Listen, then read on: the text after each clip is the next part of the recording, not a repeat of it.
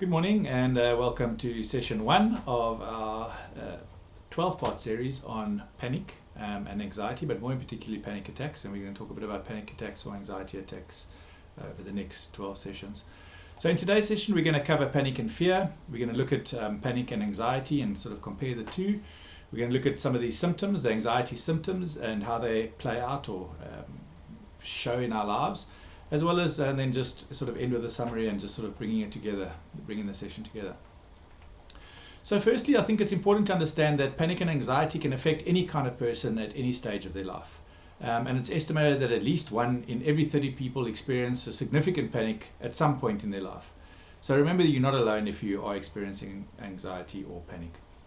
So let's take a look at this idea of panic and fear. To understand panic, we need to understand fear. And you can think of fear as an automatic alarm response that switches on the moment there's any danger in our lives. Think of what would happen if you were confronted with a dangerous animal, or you came around a corner and there was a lion standing there. For most people, this would be panic stations. And you and almost everyone would go through the same series of bodily changes. Heart would be pumping, you'd be breathing faster, you'd be sweating, probably shaking. And all this would be in order to respond to the danger in front of you. So this alarm response will probably lead us to either run away from the animal or the danger, or become sufficiently pumped up that we can physically defend ourselves. So this is the fact of what anxiety is, or the fear response, or the stress response, and it's an important survival mechanism, and we shouldn't forget that part. But sometimes, however, it's possible to have this intense fear when there's no danger in front of us, and it's in fact a false alarm. So this seems to happen when we least expect it, and this initial panic attack is the same brief, intense episode of fear or uneasiness that we might have experienced if there was a real live animal in front of us. But it would happen in a situation that most people wouldn't be afraid about. So it's like someone ringing a fire alarm when there's no fire. So let's have a look at some of the symptoms that you might experience if you were experiencing an anxiety or a panic attack. And I often ask people, have you ever had an anxiety attack, or have you ever had a panic attack? And most people go, no. But once you go through these symptoms, and as I said, we'll talk a little bit about the difference between an anxiety attack and a panic attack. An anxiety attack is just slightly not slightly, it's a lot less debilitating than a full-blown panic attack. But these are some of the symptoms. Skipping, racing or pounding heart, sweating, trembling or shaking, shortness of breath or difficulty breathing, choking sensations, chest pain, pressure or some sort of discomfort, nausea, stomach problems, possibly diarrhea, dizziness, lightheadedness, feeling faint, a tingling or numbness in parts of your body, hot flushes or chills, feeling things that are strange, unreal, detached, unfamiliar, or feeling detached from your body, thoughts of losing control or going crazy, and ultimately a fear of dying. So these are quite a few symptoms, and there's a whole lot of symptoms, and anxiety and panic will be the same. But a panic attack, is, like I said, is a much more intense feeling, and it need to have at least 4 of these above symptoms happening sort of in the same period to qualify as a panic attack. And these symptoms would peak within about 10 minutes. I've had people say they have their panic attack lasts 6 hours, but pretty much from a few seconds to at least 10 minutes is how long it does take. So as you can see from the list, many of these symptoms are similar to what you might experience if you were in a truly dangerous situation. And a panic attack is extremely frightening, and you can feel a very strong desire to escape that situation, or to rush off to casualty to go and see a doctor because it feels like you're dying. So panic disorder, we use panic disorder, the word panic or panic disorder, to describe a condition where the panic attack seems to happen unexpectedly rather than always in predictable situations. So it could happen in the most random place. I mentioned yesterday when I spoke a bit about my own experiences, you could be sitting having a chat to friends, So importantly, someone with a panic disorder ends up having a persistent fear of having another attack and worries about the consequences of that attack. So many people change their behavior to try and prevent such panic attacks from happening. And some people are affected so much they try and avoid any place where it might be difficult to get help or escape from. And when this happens, we call this agoraphobia. So panic disorder is normally diagnosed with agoraphobia or without agoraphobia. And just a disclaimer, not a disclaimer, just a word of warning or a word of instruction that if your symptoms are very severe, or if a doctor hasn't checked your symptoms, it's extremely important to have an assessment conducted by a qualified health professional. And it's important to ensure that these symptoms are the result of anxiety and not caused by any sort of medical condition. So do go and see your doctors just to check it out. And as psychologists, we'd be remiss if we never sort of made sure we made sure that the person had checked out any medical conditions that might or might not occur. So let's have a look at panic now and anxiety. So when we talk about a panic attack, it's very much a sudden and intense episode of physical and emotional reactions. However, when we're anxious, we often feel similar symptoms such as the tensing up to prepare ourselves for what might happen next, but we can think of anxiety more as like worry or a nervous tension about the future. It's a sense that you cannot control or predict the future events. So feeling anxious and afraid are very much a part of the experience of being human. And although you might not think so, anxiety can actually be quite helpful. Feeling a little anxious about something means we'll be more alert and more responsive to the environment. So just as athletes often pump themselves up for a race, it's important and it's important to have that high level of anxiety if we need to go in. But if it's starting to cause us a lot more difficulties, then we should seek out professional help. So fear is also a part of being human. And as mentioned, fear is a true alarm that signals imminent danger and allows our bodies to respond in the right way in order to survive. But there's other times when real physical danger isn't there. So think about a person walking through a poorly lit alley at night. They might feel anxious because they're worried that something dangerous might happen. Now, there may or may not be something dangerous in the alleyway, but what's important is that they believe there's something dangerous. And it's this belief that causes the anxiety. So let's talk a bit about fight or flight response, because this is what happens now when we become anxious or stressed. So when there's a real danger, or when we believe there's a danger, our bodies go through a series of changes called a fight or flight response. And this helps us to respond to the real physical threat in front of us. So when a person's fight or flight response is activated, three major types of responses occur. Firstly, your physiological response, which is the way your body responds to this danger. Your behavior, how you're going to act or react to the danger in front of you. And then your thoughts, your thinking responses.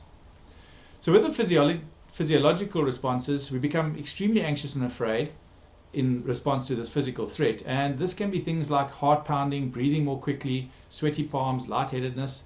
And these are common reactions. And you might have similar symptoms or your own symptoms the way you respond physiologically. So you might think you're alone in reacting this way, but we all experience these types of reactions when we experience fear and anxiety. Basically, our bodies are designed to release certain chemicals, adrenaline, noradrenaline, and cortisol, in order to be able to fight. And there's important reasons why these reactions occur. I'm going to go through to show you how natural these responses are and why our body responds to the danger in such a way. So firstly, we have an increase in heart rate and the strength of heartbeat. This enables your blood and oxygen to be pumped through the body, so that's why it can feel like your heart's pounding. Then there's also an increase in the rate and depth of your breathing. This allows more oxygen to be taken into the body, so you might start to sigh, to yawn, or notice that you're feeling breathless, choking, or even smothering feelings and a tightness or a pain in the chest. This response also reduces the blood supply to the head. And while not dangerous, you might feel dizzy, lightheaded, have blurred vision, confusion, and feelings of unreality, or even hot flushes. And the reason we breathe so fast is also to get the oxygen into the system to help the muscles in the fight or flight response. And then we have the redistribution of blood from the areas that aren't as vital to those that are, such as away from your skin, fingers and toes towards your vital organs. So your skin can start looking pale, or you might feel cold, and there might be a feeling of numbness or tingling in your extremities. So your fingers and toes could have a very like a pins and needles kind of effect. Then there might be an increase in sweating, even though it's not hot, causing your body to become more slippery, making it harder for the predator to grab. And it also cools the body down and prevents it from overheating. And then your eyes would widen, your pupils would widen, and this lets in more light and enables you to better scan the environment for the danger. And you might also notice blurred vision, spots before the eyes, or just a sense that the light is too bright. And then your whole metabolism slows down, so there's decreased activity in the digestive system, and this allows more energy to be devoted to the fight or flight systems again. A decrease in salivation can leave you with a dry mouth, and the decreased activity in the digestive system can lead you to feeling nauseous or a heavy stomach. It's often why people would like a glass of water if they're busy explaining a scary situation to someone. And then muscle tension in preparation for the physical flight. This results in subjective feelings again of tension, sometimes resulting in aches and pains and a trembling and a shaking feeling. The whole physical process is a comprehensive one that leaves the individual feeling quite exhausted at the end of it. So as you can see, these physical alarm responses are important when facing danger, but they can also occur when there's a false alarm or when there's no danger. So let's look at some of those and their role in increasing our anxiety or our anxious responses to these situations. So when there's no real danger, we might hyperventilate and have this anxious breathing. And for some people with panic, breathing plays an important role in creating the panic attacks or the panic disorder. You might know that when we breathe in, we take in oxygen to be used by the body, and when we breathe out carbon dioxide. And in order for the body to run efficiently, there needs to be a balance between the oxygen and the carbon dioxide. And this balance is maintained through how fast and how deeply we breathe. So when we're anxious, this balance is disrupted because we begin to overbreathe and essentially taking in more air than our body requires. When the body detects there's an imbalance, so there's a drop in carbon dioxide, the body responds with a number of chemical changes. And these changes produce symptoms such as dizziness, lightheadedness, confusion, breathlessness, blurred vision, increase in heart rate to pump the more blood around, numbness, tingling in the extremities, and cold, clammy hands, and even muscle stiffness. So some people who have panic attacks may overbreathe, producing these sensations of anxiety. And for people with panic, these physiological sensations can be quite distressing, and they might be perceived as being a sign of an oncoming attack or something dangerous, such as a heart attack. And we're going to discuss this in more detail when we look at the beliefs and cognitions about physiological sensations, and in later sessions as well. Then let's look at some of our behaviors. So when we feel anxious or expect to feel anxious, we often act in some way to control our anxiety. One way we do this is by keeping away from situations that might give you panic attacks. And this is called avoidance. And it might include situations where you've had panic attacks in the past, situations from which it's difficult to escape, or where it might be difficult to get help, such as public transport, shopping centers, driving in peak hour traffic, places where medical help's not available, or situations or activities, you might avoid them, which might result in similar sensations, such as physical activity, drinking coffee, having sex, emotional activities such as watching horror movies, or even getting angry. And a second action response might be even to behave totally differently, or to start using safety behaviors. So for example, you might make sure that you're next to an escape route. You might carry medication with you all the time, or ensure that you're next to a wall to lean on in case you feel dizzy or have this vertigo. Or perhaps you try and distract yourself with music, or books, or something else to just distract your mind. And although this might not seem harmful to begin with, if you do become dependent on them, it can even be more distressing, because one day it might be impossible for you to use them, or you might not have those safety mechanisms in place, and then a full-blown panic attack could occur without this walking stick, so to speak. So these action responses may have been used so often that they become a familiar way of life to you, and a habit that you don't even really think about. However, you can unlearn this anxiety habit and build new habits for coping with your anxiety and panic, and that's what we're going to take you through in the subsequent sessions. So when it comes to our thoughts, there are a number of thinking responses or thought changes that are associated with anxiety and panic. Firstly, as a normal part of the fight or flight response, we begin to shift our attention to our surroundings and searching for potential threats. And this is a helpful response in a physically dangerous situation, but it's not so helpful in other situations. It becomes very difficult to concentrate and attend to your ongoing activities because we're constantly scanning our environments for danger. So when there's no external signs of danger, you may start to scan internally for evidence of a threat, focusing on physical sensations such as a pounding heart, the sweating, the dizziness, and this often results in people thinking that there's something wrong with them, that they must be going crazy or dying. Secondly, some types of thoughts are often associated with panic disorder. Catastrophic thoughts about normal or anxious physical sensations. For example, my heart skipped a beat, I must be having a heart attack. I've had people say to me, oh, my heart was pumping out of my body, and I go, well, did you count how many beat? No, I think it was about 90. Now 90 doesn't even make it if you're doing any training onto level 1 of heart rates, because as a 20-year-old, your heart rate can go up to 180 or 190 without any problems at all. So 90 is very low, but just because it's faster than normal, the person thinks they're having a panic attack, and that can create the panic attack. And then we also overestimate the chance that we're going to have a panic attack. I'll definitely have a panic attack if I catch a bus to work, or if I get on a train or the tube, for example. And then overestimating the cost of having a panic attack, thinking that the consequence of having a panic attack is going to be extremely serious or negative. So these three types of responses, physiological, behavioral, and cognitions, all combine to form an experience of anxiety and panic. And some reactions might be more noticeable than others, but they all are important components, and they're going to be addressed throughout the modules as we go through the different modules. So when do these panic attacks happen? So fear or panic, as mentioned earlier, panic symptoms are extremely similar to fear symptoms. And when we first become afraid, we could have this automatic alarm response that allows us to prepare to fight or flee, as we've said. So if we're confronted by a wild animal, or more commonly these days, a dangerous situation on the roads, we tend to respond with that automatic alarm system. So everything kicks into gear like we have to go into fight or flight. And some people might say they're panicked in these situations. And when we're talking about panic disorder, however, we usually refer to panic attacks. and these don't seem to be in response to those dangerous situations. So panic disorder, as we've briefly discussed, we use the term panic disorder when someone has panic attacks that seem to happen unexpectedly, and when there's a significant anxiety about having another panic attack. So panic attacks can happen when the person perceives internal symptoms that might signal that something dangerous or terrible is about to happen. So perhaps like a heart attack, or they're going to lose their mind and they're going crazy. And we're going to talk about this more in the next module. Then we have phobias. So in addition to being prominent in panic disorder, panic attacks can also occur in other anxiety problems. You've probably heard about various phobias that people might have mentioned in movies or on television, where people show an intense fear of things like spiders, elevators, public speaking. And people who have these things, or even social anxiety, for example, might have a panic attack when they've got to give a presentation in a group of people, or they have to speak in front of friends.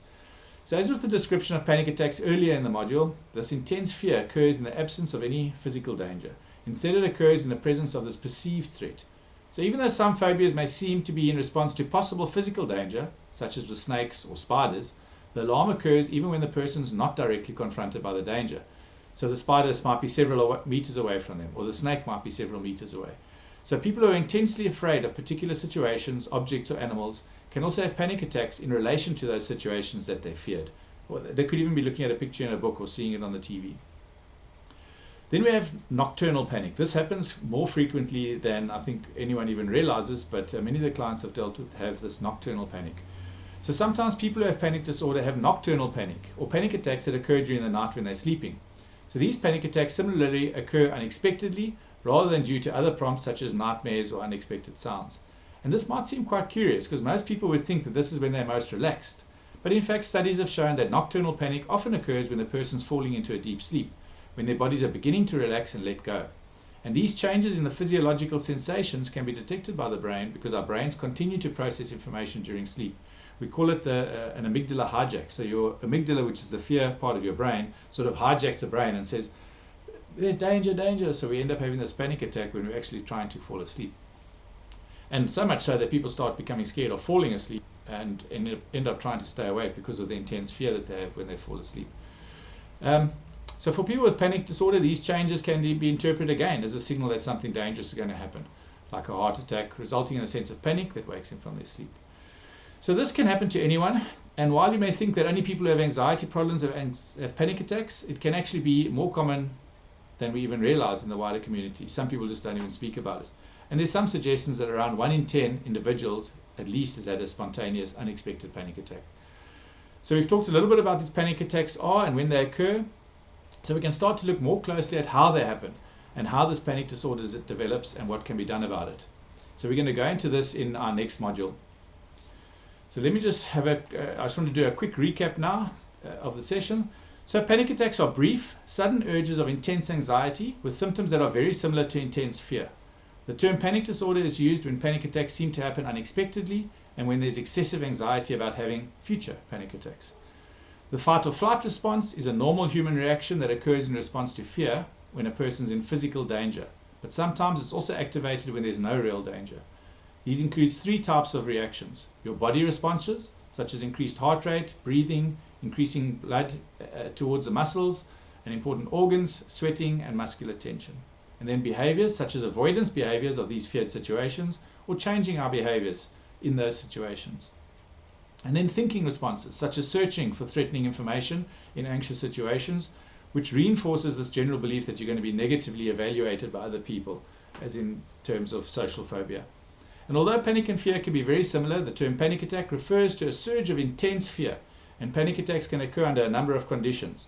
And for people who've had panic disorder, panic attacks happen unexpectedly, and there's a considerable distress about having future panic attacks.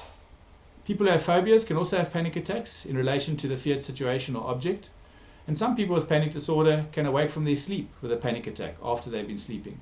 And some people may process these physiological changes related to deep sleep, interpreting them as dangerous and then waking in a panic.